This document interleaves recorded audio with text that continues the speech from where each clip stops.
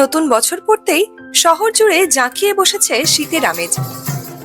কনকনে ঠান্ডায় শরীর চবুথবু হয়ে পড়লেও ছুটির সদ্ব্যবহার করতে জনা কয়েক বন্ধু মিলে তার মধ্যেই বেরিয়ে পড়েছিলাম বছরের প্রথম রবিবার। আজ আমাদের গন্তব্য শহর থেকে একটু দূরেই এমন এক জায়গা যার আনাচে কানাচে লুকিয়ে রয়েছে ইতিহাসের গন্ধ, আর সেই সঙ্গে রয়েছে অসাধারণ আতিথেয়তা, জম্পেশ পেট পুজো আর মনোরঞ্জনের নানা আয়োজন। জায়গাটা কোথায় জানতে হলে আপনারাও চলে আসুন আমাদের সঙ্গে। Hi everyone, good morning. আমি মনস্বিতা। আমি সৌভিক। পরিযায়ীর চোখের নতুন আরেকটি পর্বে আপনাদের সবাইকে অনেক অনেক স্বাগত জানাই। লম্বা ছুটিতে বাড়িতে আসার পর থেকে আত্মীয় বন্ধুদের সঙ্গে দেখা সাক্ষাৎ করার পালা তো চলছেই, আর এভাবেই কেটে যাচ্ছে এক একটা দিন। আমাদের অনেক দিন প্ল্যান ছিল আমার কলেজের বন্ধুদের সাথে কোথাও একটা মিট করার, তো ফাইনালি আজকে সেই দিন যেখানে আমরা আজকে যাব বাওয়ালি রাজবাড়িতে। আর আজকে আমাদের সাথে আপাতত আছে দেবাশিস আর ওর ওয়াইফ দেবযানী। হ্যালো এভরিওয়ান, আমি Debjani. Hi everyone, this is Debashis. আর ওদেরও কিন্তু একটা ইউটিউব চ্যানেল রয়েছে, সেটার নাম হলো আমার চ্যানেলের নাম হলো আমার শহরের গল্প। সেখানে আমি ভিডিও বানাই। আপনারা চাইলে অবশ্যই আমাদের চ্যানেলটা ঘুরে আসতে পারেন। আশা করছি আপনাদের ভালো লাগবে। একদম অবশ্যই ওদের চ্যানেলটাও ভিজিট করবেন আপনারা। আর এখন আমরা বেরিয়ে পড়বো বাওয়ালি রাজবাড়ির উদ্দেশ্যে, আর বাকি বন্ধুদেরকে আমরা রাস্তায় মিট করে নেব। তো চলুন বেরিয়ে পড়া যাক। দেবাশিসদের বাড়ি মধ্যমগ্রামে, তাই আমি আর সৌভিক সকাল সকাল সোদপুর থেকে চলে এসেছি ওদের বাড়িতে। আজ 4 জানুয়ারি রবিবার, এখন সময় সকাল 10টা। ব্রেকফাস্ট সেরে আমরা বেরিয়ে পড়েছি দরকারি কিছু জিনিসপত্র নিয়ে। এদিকে এখনো রোদের দেখা নেই। আমি আর দেবযানী প্রথমে ভেবেছিলাম আজ এত সুন্দর একটা জমিদার বাড়িতে যাচ্ছি, তো দুজন মানানসই শাড়ি পরবো, কিন্তু সকালে উঠে ঠান্ডার দাপট দেখে সেই প্ল্যান বাতিল করতেই হলো। বাকি বন্ধুদের ইনফর্ম করে আমরা এবার জার্নি স্টার্ট করলাম। আজকের গ্রুপের সব ছেলেরা সেই বিটেকের সময়ের বন্ধু। ধীরে ধীরে কাজের সূত্রে এক একজন এক এক জায়গায় ছড়িয়ে পড়লেও বছরে অন্তত একবার দেখা করা, কোথাও ঘুরতে যাওয়ার চলটা রয়েই গেছে এখনো। আর এখন আমরাও এই গ্রুপের সঙ্গে জুড়ে গিয়েছি। তবে আরো কয়েকজন বন্ধু বাইরে থাকায় আজ আমরা তাদেরকে মিস করব। কিছুক্ষণের মধ্যেই আমরা চলে এলাম ভিআইপি রোডে, আর দিব্যি ফাঁকা রাস্তা ধরে এগিয়ে চললাম সাউথ কলকাতার দিকে। গাড়িতে তখন অলরেডি বাজতে শুরু করেছে আমাদের পছন্দের সব গান, আর সেই সঙ্গে আড্ডা তো চলছেই। যেতে যেতেই ঠিক হলো গলফ গ্রিনের কাছে বাকি 5 জনের সঙ্গে আমরা মিট করে নেব। দেখতে দেখতে আধ ঘন্টার মধ্যেই পৌঁছে গেলাম প্রিন্স আনোয়ার শাহ রোডে ওদের পরিচিত একটা চায়ের দোকানে। শীতের সকালে মাটির ভারে ধোঁয়া ওঠা গরম চায়ের সঙ্গে দিব্যি জমে গেল আমাদের ছোট্ট টি ব্রেকটা। চায়ের বিরতির পর এবার তারাতলা জিঞ্জিরা বাজার পেরিয়ে প্রায় 7 কিলোমিটার লম্বা সম্প্রীতি সেতু ধরে হু হু করে এগিয়ে চললো আমাদের গাড়িটা। আরো প্রায় মিনিট 40 পর আমরা পৌঁছে গেলাম বাওয়ালি রাজবাড়ি। আর এখানে আসতেই শাঁখ বাজিয়ে কপালে ফোঁটা দিয়ে খুব সুন্দর করে আমাদের সবাইকে বরণ করে নেওয়া হলো।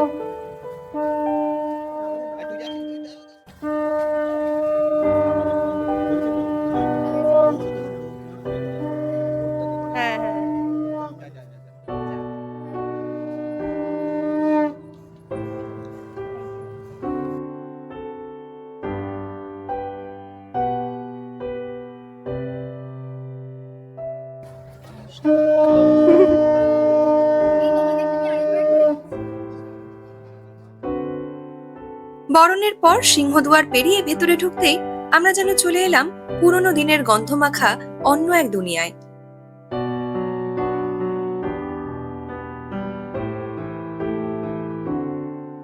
ঘোর কাটিয়ে মূল প্রাঙ্গণে যেতেই একে একে সবার হাতে হাতে বড় মাটির ভাঁড়ে দেওয়া হলো প্রাণ জুড়ানো শরবত। বিশাল উঠোনটার চারদিক ঘিরে দাঁড়িয়ে থাকা বিশাল এই জমিদারি বাড়ির সৌন্দর্য দেখে প্রথম দর্শনেই মন ভালো হয়ে গেল।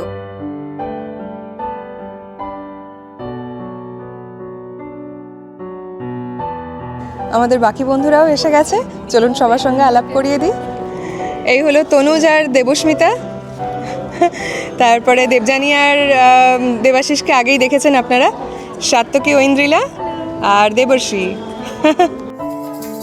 ততক্ষণে উঠোনে শুরু হয়ে গেছে বাউল গানের আসর, আর এমন পরিবেশে তা যেন এক অন্য মাত্রা পেয়েছে।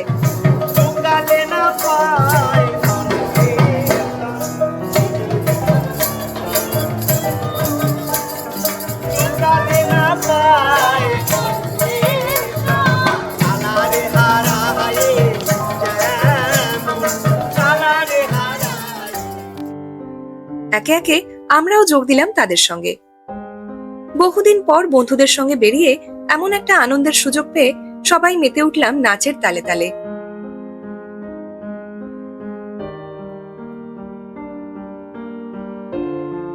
সব মিলিয়ে এখানে আসতেই বাওয়ালি রাজবাড়ি কিন্তু আমাদের সবার মন জয় করে নিল।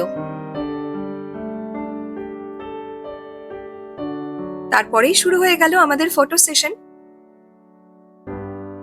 এমন সুন্দর লোকেশন পেয়ে যার যার ডিসপ্লে পিকচার, কাপল পিকচার, গ্রুপ ফটো কিছুই আর বাদ গেল না। এদিকে ঘড়ির কাঁটা ইতিমধ্যেই জানান দিচ্ছে আমাদের লাঞ্চ টাইম হয়ে গেছে, তাই এবার আমরা চলে এলাম বাওয়ালি রাজবাড়ির ভেতরে।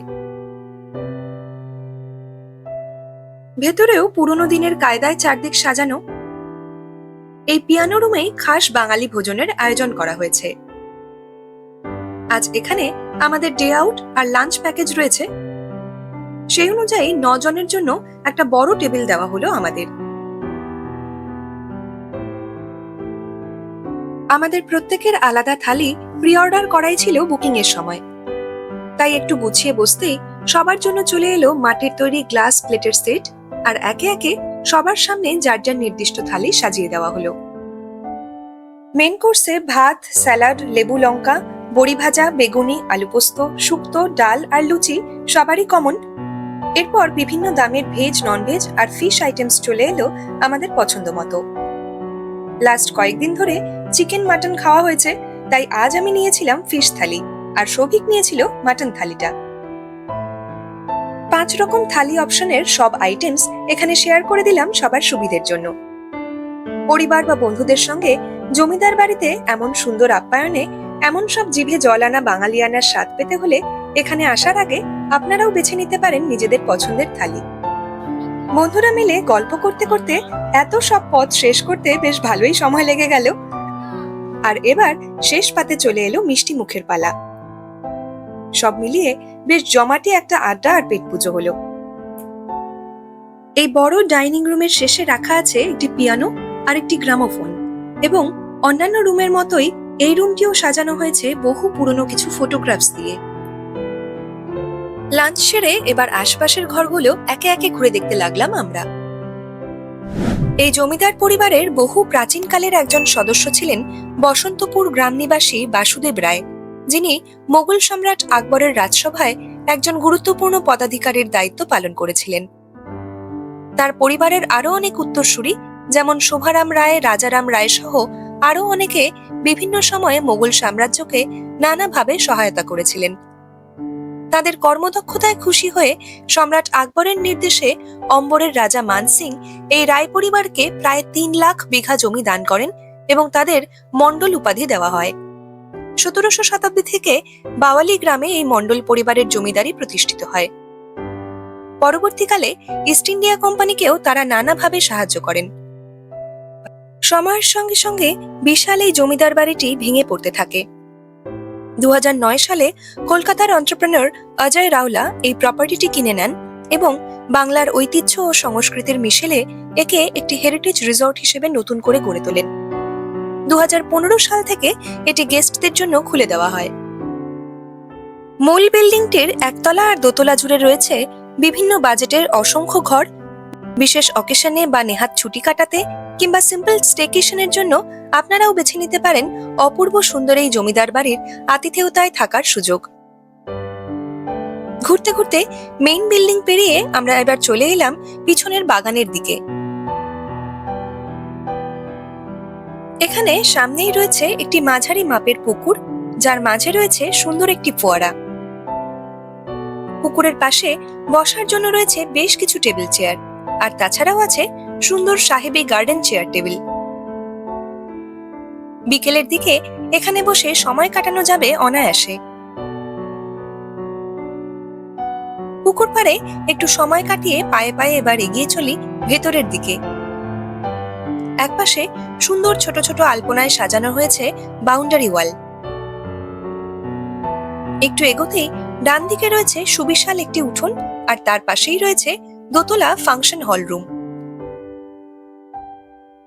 উঠোনের একপাশে চারদিক খোলা একটা বসার জায়গায় দেখি দুপুরে খাওয়া দাওয়ার পর একটু বিশ্রাম আর ভাত ঘুম দিচ্ছেন গম্ভীর দুই অতিথি। তাদের আর বেশি বিরক্ত না করে এবার চলে এলাম একতলার হল রুমে। বলা বাহুল্য, অন্যান্য সব জায়গার মতোই এই হলটিও খুব সুন্দর করে সাজানো। বিয়ে, অ্যানিভার্সারি বা অন্যান্য যে কোনো অনুষ্ঠানের জন্য ব্যবহার করা যেতে পারে এই হলটি। দোতলার হলটি একটু ছোট, কিন্তু তার সঙ্গেই রয়েছে অনেকখানি ওপেন রুফটপ। নিচের হলটি একটু সাবেকি সাজে সাজানো, আর ওপরের এই হলটি একটু মডার্ন কোজি ডেকোরেশনস দিয়ে সাজানো। দোতলার একপাশ দিয়ে দেখা যাচ্ছে নিচের পুকুরটি। হল থেকে নেমে পাশেই পুল সাইডে এসে দেখি বাকিরা ততক্ষণে দিব্যি আড্ডা জমিয়েছে আরেকবার। পরিষ্কার সুন্দর পুলটা দেখেই সবার মন জুড়িয়ে গেল। এখানে আবার আরেক দফা ফটো সেশন শুরু হয়ে গেল সবাই মিলে। এতদিন পর বন্ধুদের এমন দারুণ একটা আউটিং বলে কথা, আর জায়গাটা কত সুন্দর সে তো আপনারাও দেখতেই পাচ্ছেন। কাজেই প্রতিটা কোণায় ছবি তুলতে ইচ্ছে হয়, স্বাভাবিক ব্যাপার। এই রিসর্টে জিমের সুবিধাও রয়েছে গেস্টদের জন্য, আর তার পাশেই রয়েছে একটি গেমিং রুম, যেখানে ইতিমধ্যেই জমে উঠেছে ক্যারমের আসর।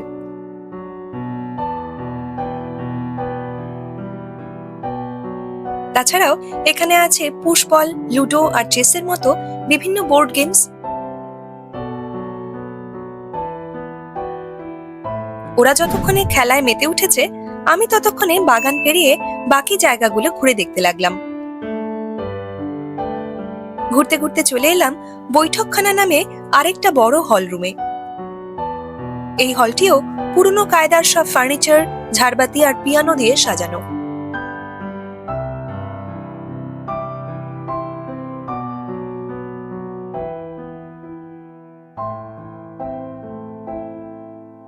হলের উল্টো দিকেই রয়েছে আরেকটা ছোট প্রাইভেট পুল সহ আরো বেশ কয়েকটি লাক্সারি রুম।